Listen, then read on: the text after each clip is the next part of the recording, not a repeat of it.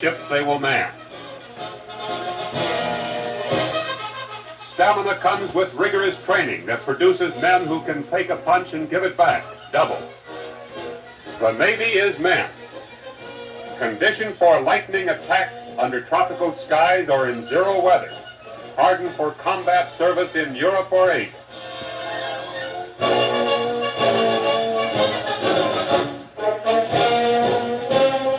And our enemies proclaim the men of the democratic nations are soft.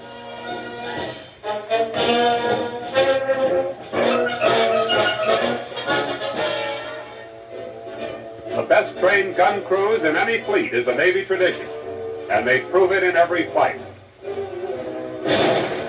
Guns, large or small, targets afloat or in the air, the Navy is trained to shoot and hit.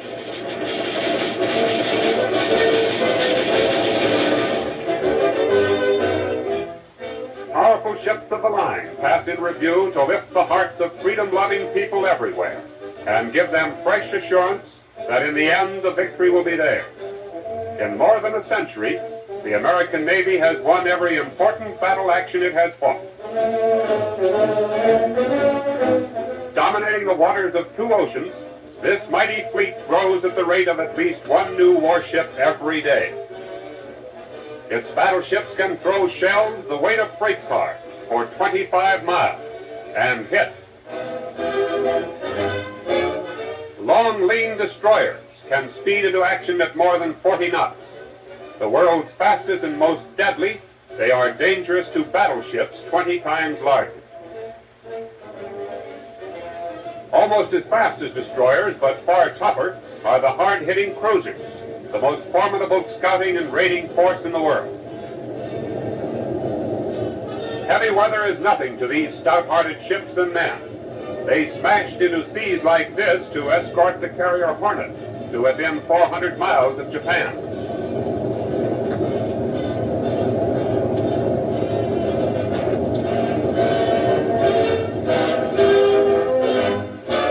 The mighty battle wagon and the eyes of the ship hurled into the air for reconnaissance and spotting the target. General quarters. 2,000 men go into action, coordinated like a precision-built machine. Bulkhead doors closed. The guns are ready. On the double to battle station. And then, shattering salvos.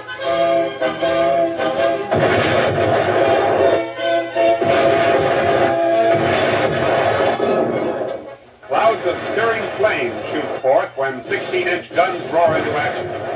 More than 2 tons of powder explode with every broadside. Here is the brute force of the fleet.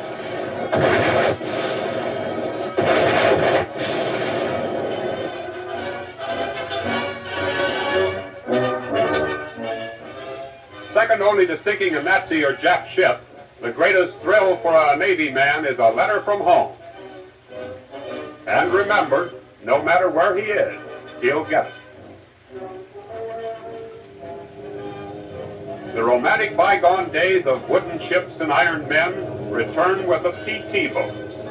Smallest and fastest in the fleet, they hold the honor of hitting the first American naval blow against Jap ships, sinking at least one big cruiser off the Philippines. At 60 miles an hour, they are hard to hit, but they can hit hard.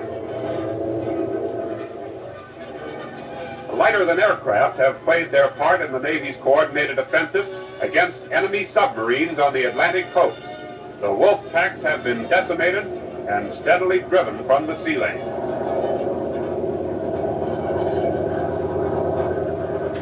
A convoy assembles, and coastal waters for miles around are watched from hovering blimps, ever ready to drop depth charges and press an attack until surface units can rush in for a kill.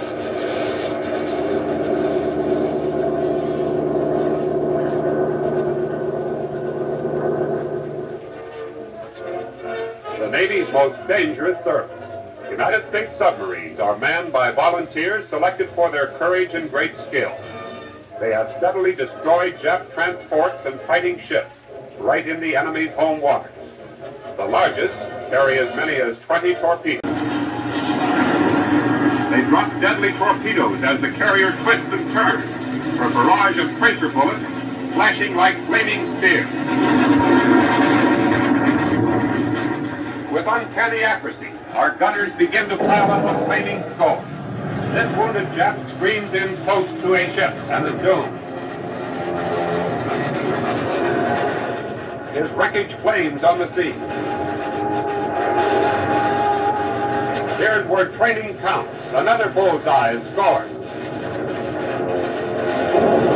Again, the desperate enemy flyers try to cripple the carrier, but her heroic gunners destroy plane after plane.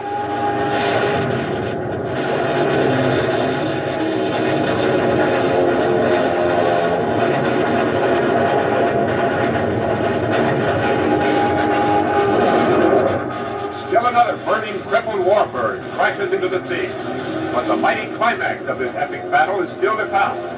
Now we see the carrier's closest call in the entire action.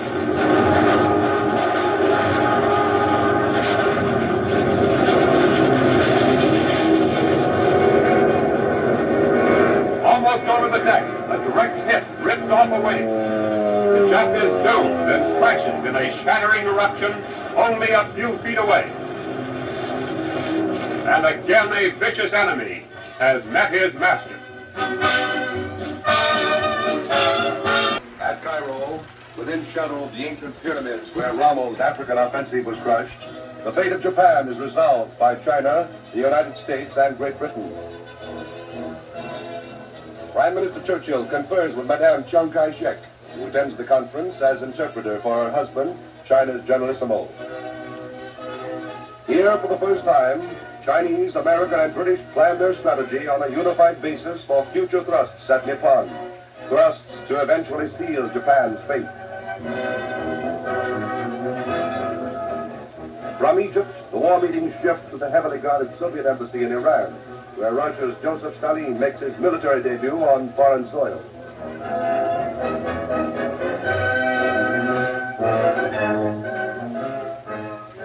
He joins President and Prime Minister to plan present and future strategy against Hitler and his aggressor allies. Joint Chiefs of Staff and the Prime Minister's daughter, Sarah Churchill Oliver, of the WAAF, attend. President Roosevelt introduces Mrs. Oliver to Stalin.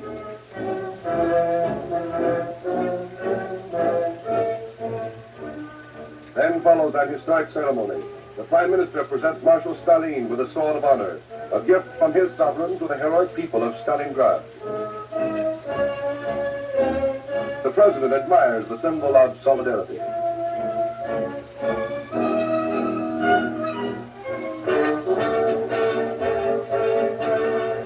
Your commentator is Ray Hamlin.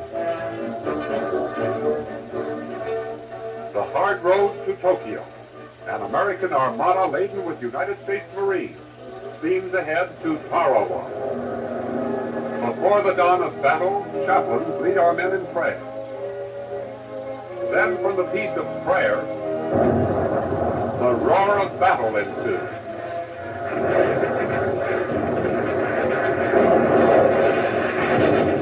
The seas are peppered with gunfire to protect our vessels from lurking enemy submarines. And forge ahead to battle down the strongly entrenched enemy. Here in a veritable no man's land, 4,000 Imperial Jap Marines fight to the last against our oncoming Leatherhead. Here at an appalling cost of life, our men seek to wrest this all-important island from the enemy, who seized it from a few missionaries and natives shortly after the Jap sneak attacks on Pearl Harbor. Jap pillboxes are blown up, along with the enemy's permanent concrete gun shelters, sunken 20 feet into the ground.